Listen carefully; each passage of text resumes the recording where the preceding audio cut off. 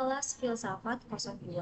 Di sini saya akan membacakan tugas reading dari pengantar filsafat epistemologi. Dimulai dari 3 sumber pengetahuan dan rasionalisme, empirisis, dan sintetis katian oleh K.S. Sangeta. Pengantar. Kita semua memiliki banyak hal yang terjadi dalam pikiran kita, seperti keyakinan, hasrat, harapan, mimpi, gambar imajiner, dengan pengetahuan cinta dan benci untuk menyebutkan beberapa. Pernahkah Anda mempertimbangkan sumbernya? Bagaimana semua itu bisa menjadi bagian dari proses berpikir? Bagaimana semua itu menjadi ide dalam pikiran kita? Beberapa filsuf mengaitkan sumber ide kita dengan indera, termasuk indera batin seperti emosi dan 5 indera luar, penglihatan, penciuman, pendengaran, dan pengecapan dan dengan sentuhan. Kita mungkin merasakan dunia secara langsung atau tidak langsung melalui pikiran orang lain. Beberapa filsuf bahkan mengklaim bahwa semua ide kita harus berasal dari indera kita. Klaim ini menyatakan bahwa masing-masing dari kita dilahirkan dengan pikiran yang seperti tabula rasa, atau bahasa Latin untuk batu tulis kosong dan kertas kosong, yang di atasnya tidak ada apapun yang tertulis. Kita dapat mengisinya melalui pengalaman saat kita terpapar oleh dunia. Pengetahuan yang bergantung dengan pengalaman atau muncul setelah pengalaman disebut a posteriori, atau bahasa Latin untuk dari yang terakhir, karena pengetahuan a posteriori bersifat empiris, di mana maka pandangan ini disebut empirisme. Yang berlawanan dengan empirisme adalah rasionalisme, pandangan bahwa akal adalah sumber utama pengetahuan. Rasionalis yang mempromosikan pengetahuan matematis datalogis sebagai contoh paradigma. Pengetahuan seperti itu juga menurut mereka dapat ditangkap melalui pengetahuan seperti itu. Menurut mereka dapat ditangkap melalui akal semata tanpa melibatkan indera secara langsung. Mereka berpendapat bahwa pengetahuan yang diakses melalui penalaran bersifat abadi, yaitu ia ada dan tidak berubah sepanjang masa lalu.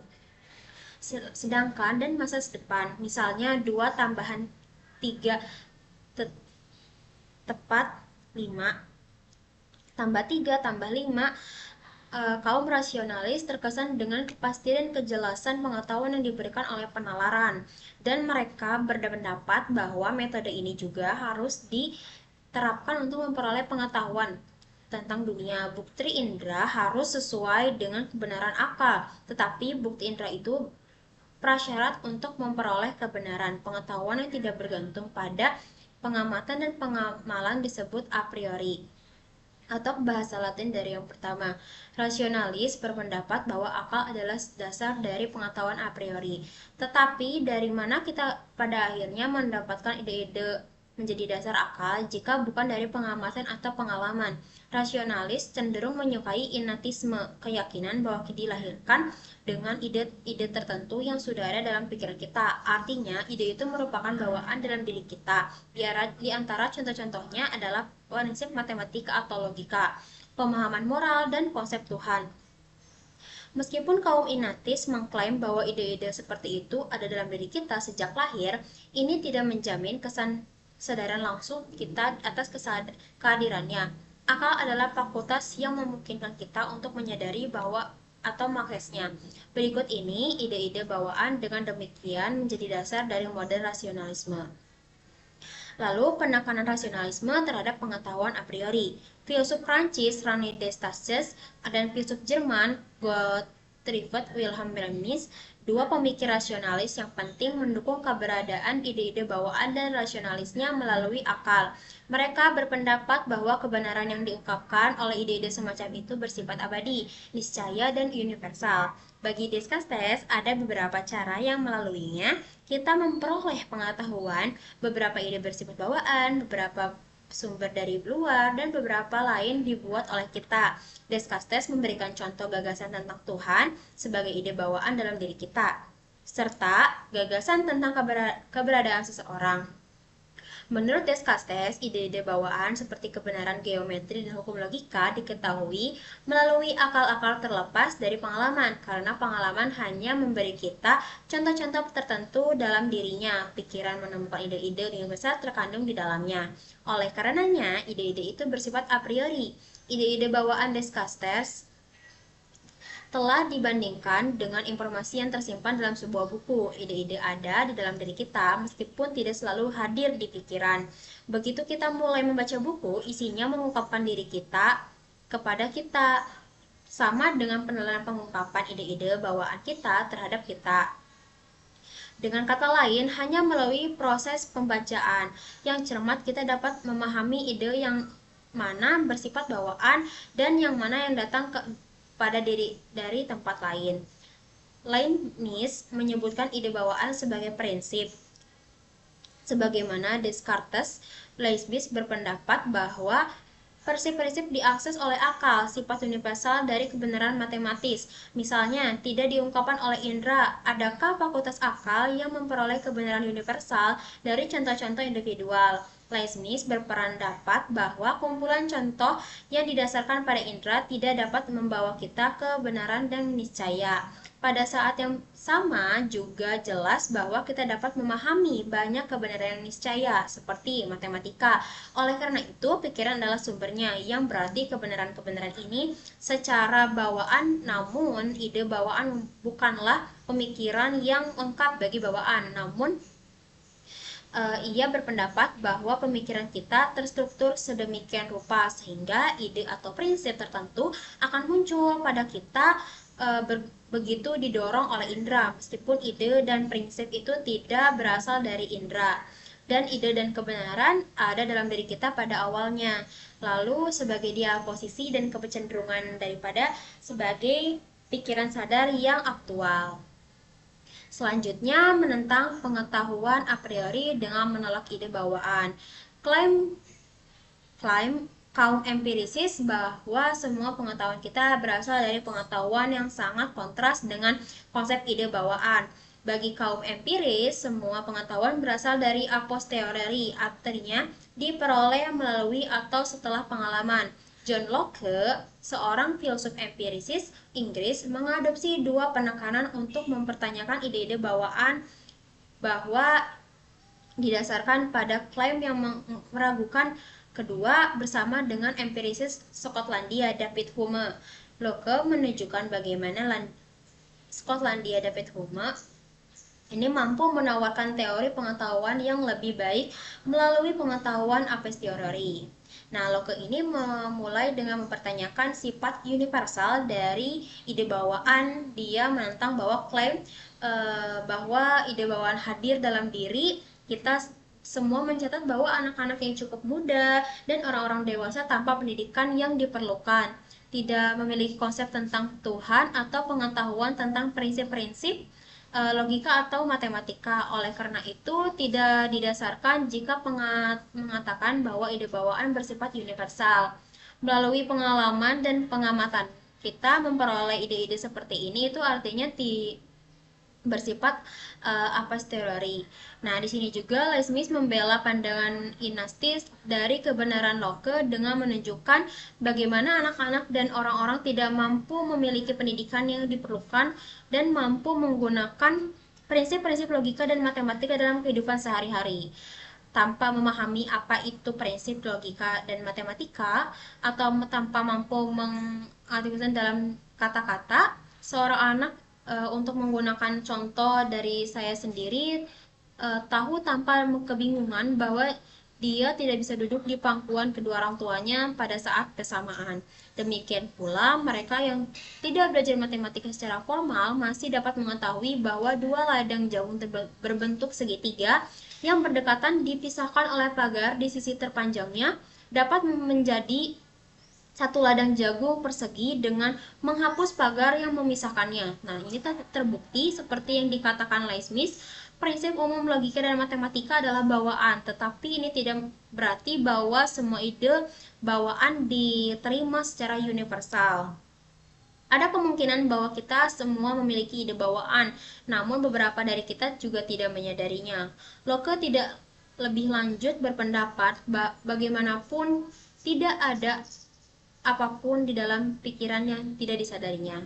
Memiliki ide bawaan tanpa menyadarinya bukanlah posisi yang banyak layak bagi Locke. Sebuah ide harus dialami dan dipikirkan terlebih dahulu. Bagaimana ia bisa ada dalam pikiran pada saat titik ini, Leibniz tidak setuju dengan Locke.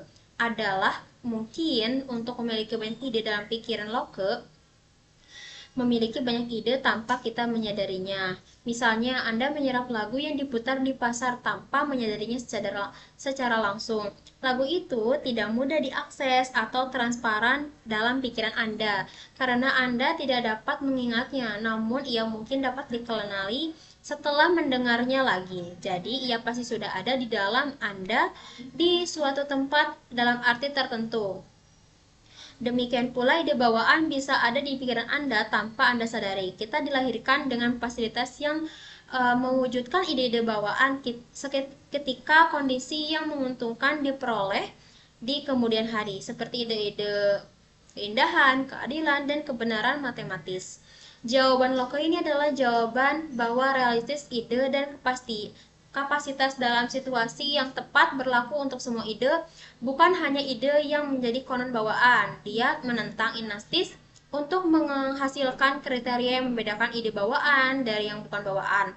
Nah, Leibniz sendiri menanggapi bahwa dengan kriteria seperti berikut, ide bawaan itu bersifat niscaya. Ia pasti benar, tidak dapat salah. Sedangkan ide-ide non-bawaan hanya bersifat kontingen, mungkin benar, mungkin salah. Kita dapat membedakan kebenaran niscaya dan karenanya abadi menurut pandangan Leibniz dari kebenaran yang bergantung pada berbagai fakta. Lalu selanjutnya ini adalah penekanan empirisisme terhadap pengetahuan a posteriori.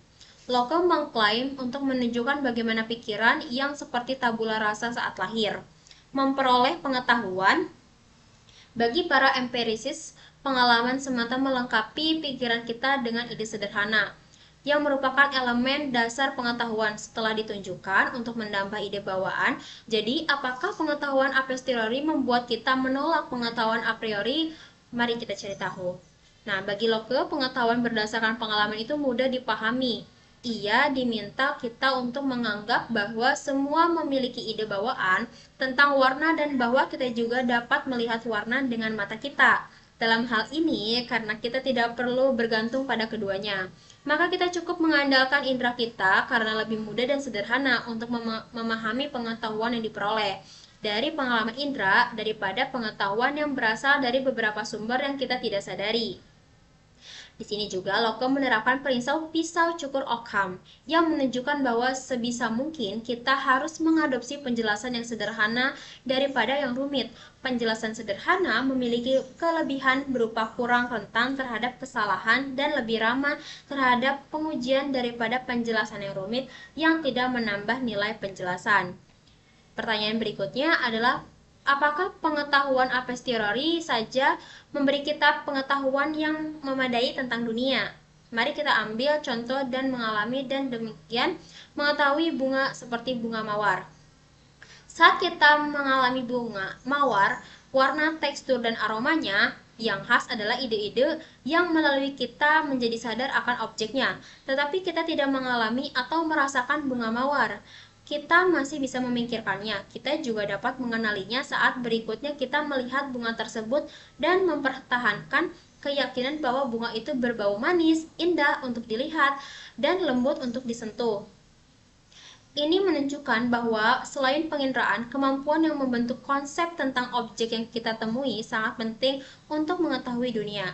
Pengalaman ini memungkinkan kita membayangkan apa yang kita tidak alami secara langsung, seperti Putri Duyung. Imajinasi semacam dimungkinkan karena kita telah mengalami secara langsung bagian-bagian yang berbeda dari objek imajiner ini secara terpisah. Menggabungkan pengalaman-pengalaman ini dalam pemikiran dengan cara yang teratur menghasilkan objek yang dibayangkan. Seandainya kita belum pernah mengalami dan dengan demikian belum pernah membentuk konsep ikan dan wanita secara terpisah sebelumnya, kita tidak dapat membayangkan Putri Duyung saat ini. Pertimbangan ini mengarahkan Locke untuk mengkategorikan semua pengalaman indera kita ke dalam ide sederhana dan ide kompleks. Ide sederhana adalah ide dasar yang tak terpisahkan, seperti ide warna merah. Ide kompleks dibentuk oleh pikiran, baik dari lebih dari satu ide sederhana atau dari kesan kompleks. Lalu ide-ide kompleks dapat dibagi karena mereka memiliki bagian-bagian. Contohnya termasuk jalan emas, tentara, dan alam semesta. Ide atau konsep saya tentang suatu objek, entah sederhana atau kompleks, pada akhirnya dapat ditelusuri kembali ke kesan indera yang terkait. Hume, seorang filsuf empirisis penting lainnya, menulis tentang ide sebagai salinan dari kesan. Nah, kesan itu gamblang dan hidup, seperti yang diterima langsung dari pengalaman indera. Hume juga memungkinkan kesan batin, termasuk kecemburuan, kemarahan, dan sebagainya.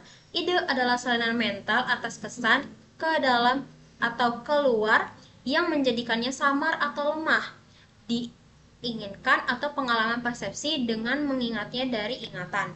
Hume berpendapat bahwa saat kita tidak ada kesan, tidak akan ada ide. Seorang buta tidak dapat memiliki ide tentang warna. Menurut Hume, seorang tidak dapat melehalkan dengan ide-ide yang tidak berasal dari kesan apapun.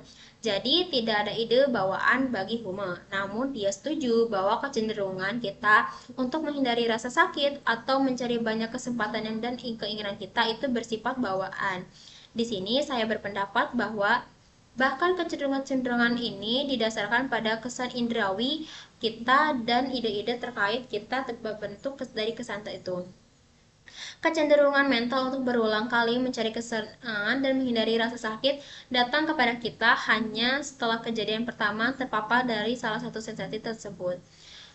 Beberapa dengan bagi Descartes, bahkan tentang ide Tuhan, termasuk pengetahuan a posteriori bagi Hume, karena tidak seorang pun kita mengalami Tuhan secara langsung. Menurut Hume, tidak ada kesan tentang Tuhan yang tersedia bagi kita untuk membentuk ide yang sesuai.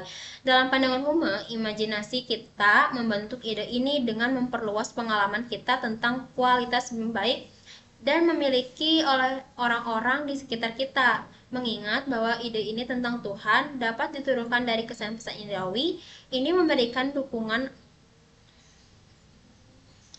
lebih lanjut pada klaim empirisis bahwa semua ide kita bersifat a posteriori.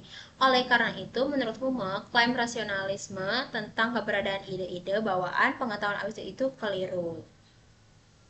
Lalu kekurangan teori tabula rasa. Kelemahan teori tabula rasa kaum empirisis dapat terungkap jika kita tidak dapat menunjukkan bahwa tidak semua ide kita berasal dari kesan yang terkait. Namun tidak berarti kita harus kembali ke teori rasionalis tentang ide bawaan. Seperti yang akan kita lihat, rencananya adalah menjajaki alternatif ketiga. Kehadiran konsep-konsep umum dalam pikiran kita menunjukkan bahwa tidak selalu ada hubungan satu-satu antara ide dan kesan indrawi yang terkait. Misalnya, kita melihat berbagai contoh warna biru di sekitar kita, dan dari contoh ini membentuk konsep yang umum tentang biru. Konsep umum ini tidak disalin dari satu kesan tertentu tentang biru, atau bahkan dari corak tertentu warna biru. Kita tidak juga memiliki konsep abstrak yang tidak dapat dilacak ke kesan indrawi yang terkait dalam kasus seperti itu. Kita mengalami tindakan atau contoh keadilan, kebaikan, dan kebenaran yang berbeda. Tetapi jika konsep-konsep abstrak ini disalin dari kesan tersebut, maka hanya contoh-contoh ini dan bukan konsep-konsep itu sendiri yang akan dalam pikiran kita. Oleh karenanya, konsep itu dibentuk atau dipahami daripada disalin. Demikian pula, konsep-konsep rasional diwujudkan bukan hanya dengan menyalin kesan-kesan yang terlibat. Faktanya, tidak ada kesan-kesan sama sekali tidak terkait dengan konsep rasionalis ini, tidak malah menerima kesan tentang objek-objek partikular yang ada dalam hubungan seperti itu. Kucing duduk di atas tikar, Selat Inggris yang terletak di antara Britania Raya dan Eropa Daratan, satu dikurangi dengan 1,0 dan seterusnya. Terus, singkatnya, pembentukan konsep umum, abstrak dan rasional dalam pikiran kita menunjukkan bahwa aliran kesan yang tidak terputus tidak akan membentuk suatu ide yang kita miliki. Alih-alih ini mensyaratkan bahwa sejak lahir pikiran setidaknya sebagian dilengkapi dengan struktur atau arsitektur yang memungkinkan memahami kesan mentah yang diterimanya dan untuk membentuk konsep yang di dalamnya tidak ada korespondensi satu sama ini. Menentang keaslian tabula rasa ini membawa kita terhadap menentukan alternatif ketiga yang sangat diperlukan dalam memproduksi pengetahuan yang lebih lengkap tentang dunia. Ini memerlukan persilangan antara a priori dan a posteriori atau rekonstruksi keduanya. Kemudian kombinasi konsep dan objek persepsi. Kesegaran dan sifat langsung sensasi, kesan, dan persepsi membuatnya pasti. Mari kita secara singkat membongkar ide ini. Pertimbangan apakah kita bisa salah tentang sensasi kita secara umum dianggap bahwa sementara kita bisa salah tentang seperti apa dunia ini. Kita tidak bisa salah tentang fakta bahwa kita memiliki sensasi tertentu. Bahkan jika Anda sedang bermimpi detik ini dan tidak ada buku nyata dalam mata Anda tidak dapat menyangkal bahwa Anda mengalami sensasi tertentu yang menyerupai halaman putih dan font hitam dalam bentuk kata-kata. Oleh karenanya, sensasi kita itu pasti ada dan tidak dapat menggunakan bahwa ia ada. Namun, kemungkinan bahwa terkadang kita yakin bagaimana mengkategorikan sensasi tersebut. Misal, Anda mungkin melihat mobil yang mencolok dan tidak yakin bahwa apakah warnanya hijau metalik atau abu-abu. Jadi Anda mungkin mengalami kebingungan dalam menggambarkan sensasi Anda, tetapi itu tidak mempengaruhi kepastian dan keraguan sensasi itu sendiri tentang apa yang ada di sini dan saat ini untuk Anda. Filsuf Jerman Immanuel Kant berpendapat bahwa agar persepsi kita masuk akal bagi kita, persepsi itu harus diterima ke dalam konsep yang ada di dalam pikiran kita. Struktur dan pemahaman ini memungkinkan pikiran kita memproses kesan yang kita alami, kecuali berbagai sensasi mentah yang kita terima dari pengalaman diklasifikasi ke dalam kategori pemahaman yang berbeda. Kita tidak dapat memahaminya. Misalnya, pikiran harus memiliki kemampuan untuk setidaknya mengenali apakah dua sensasi itu serupa atau berbeda. Tanpa kemampuan ini, kita tidak dapat memahami pengalaman atau mempertimbangkan bahwa kita juga melihat objek berada dalam uang dan waktu, berada dalam hubungan sebab akibat, dan termasuk ke dalam kategori kesatuan pluralitas, afirmasi dan negasi, partikulasi universal, dan sejenisnya. Di sini, sekali lagi, kita tidak mampu memahami pengalaman apapun yang tidak diproses melalui kategori-kategori ini. Kan berpendapat bahwa karena itu, ruang, waktu, dan sebab akibat, kualitas, dan sejenisnya direpresentasikan pada kita dalam struktur atau konsep bawaan yang sesuai dalam pikiran kita sebelum pengalaman. Menurut Kant, kategori-kategori ini bersifat transendental dalam artian bahwa mereka menjembatani kesenjangan antara pikiran dan dunia. Mereka adalah struktur jembatan atau konsep tersembunyi yang menempati papan tulis kosong dan membentuk cara kita memikirkan dan mengalami dunia. Tentu saja konsep-konsep ini juga membutuhkan masukan atau input atau objek persepsi, yang dimana seperti pandangan Kant yang terkenal diungkapkan objek persepsi tanpa konsep itu buta dan konsep tanpa objek itu persepsi itu kosong. Sejauh ini kita telah melihat melalui berbagai tahapan bahwa rasionalisme dan empirisme tidak dilengkap. Empirisme transendental Kant mencapai keseimbangan, mendamaikan kedua aliran tersebut. Dia menggabungkan masukan sensori dan konsep bawaan menjadi satu kesatuan tentang bagaimana kita memahami dunia. Sebelum kita mengakhiri bab dengan langkah terakhir dalam pendapat Kant, mari kita kembali ke Descartes dan Hume sekali lagi, dua filsuf yang paling memengaruhi Kant. Nah, lalu pengetahuan sintetis a priori. Descartes berpikir bahwa akal saja dapat memberikan kepastian bagi kita semua mengetahui pengetahuan manusia, intuisi, dan dedukasi adalah alat yang melalui fakultas akal beroperasi. Intuisi adalah kapasitas untuk melihat ke dalam dan memahami objek intelektual dan kebenaran dasar. Sebagai orang ahli geometri, Descartes berpikir bahwa dedukasi atau jenis penalaran harus digunakan untuk memperoleh pengetahuan tentang dunia, dimulai dengan masukan ide-ide yang jelas dan terpilah-pilah. Karena intuisi dipisahkan dari kita bukti indrawi. Kebenaran yang terbentang dapat diketahui secara a priori. Hasilnya adalah bahwa pengetahuan substasional tentang dunia dapat diperoleh secara a priori. Menurut Hume, ada dua cara di dalamnya penalaran bertujuan mendapatkan pengetahuan tentang dunia, melalui hubungan ide-ide dan melalui materi fakta. Bagian bagian Hume berpikir bahwa metode dedukasi membangun kehubungan di antara ide-ide yang telah diperoleh melalui pengalaman. Seorang ibu adalah orang tua wanita. Sejak ide-ide ini adalah sejenis kebenaran yang kita tentukan dalam logika dan matematika. Mereka itu benar menurut definisinya. Kebenaran seperti bersifat niscaya atau pasti, mereka juga dikenal secara a priori, karena mereka tidak bergantung pada bagaimana dunia ini ada. Karena alasan ini, hubungan ini, dan edukasi ini tidak menghasilkan pengetahuan yang baru yang substantif tentang dunia. Pengetahuan yang mereka berikan sudah dipahami oleh kita. Bahkan jika pemahaman kita hanya tersirat dalam premis-premis argumen dedukatif yang kesimpulannya membuat eksplisif. Nah, materi fakta bagi Hume didasarkan pada pengamatan dan pengalaman. Beberapa di antaranya adalah generalisasi yang diperoleh dengan induksi atas contoh-contoh tertentu, di mana hanya mentok mungkin karena ia bergantung pada bagaimana dunia ini ada. Misalnya sejauh ini kita memiliki pengalaman tentang panas dari api, tetapi kita tidak dapat memastikan bahwa ini juga akan terjadi besok.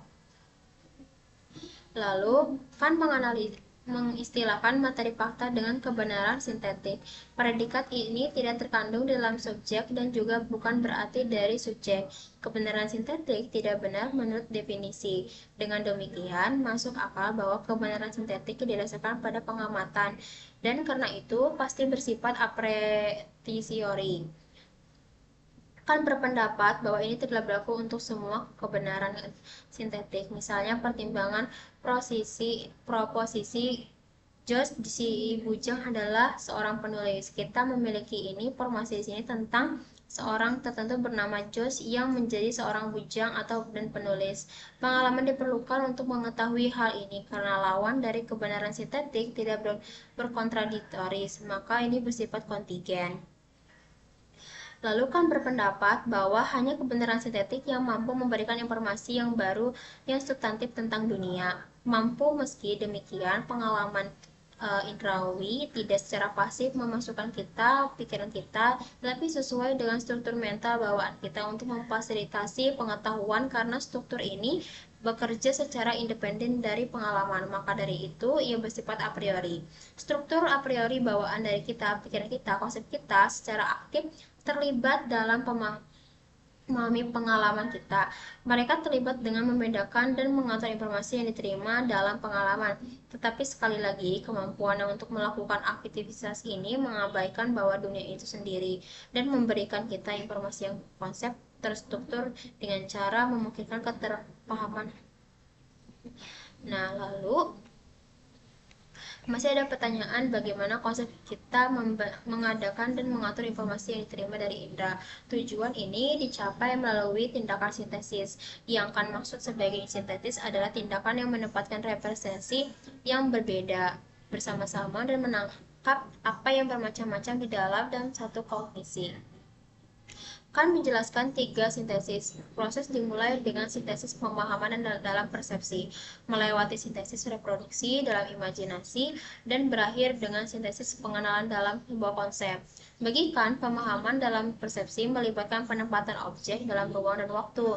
Sintesis reproduksi dalam imajinasi terdiri dari penghubungan berbagai elemen dalam pikiran kita untuk membentuk sebuah gambar. Dan sintesis pengenalan dalam suatu konsep membutuhkan memori pengalaman masa lalu serta mengenali hubungannya dengan pengalaman sekarang. Dengan mengakui bahwa pengalaman masa lalu dan masa kini mengacu pada objek yang sama, kita membentuk konsep tentangnya. Mengenali suatu kesatuan objek yang dapat bahwa suatu konsep berarti mendapatkan makna dan persepsi. Nah, lalu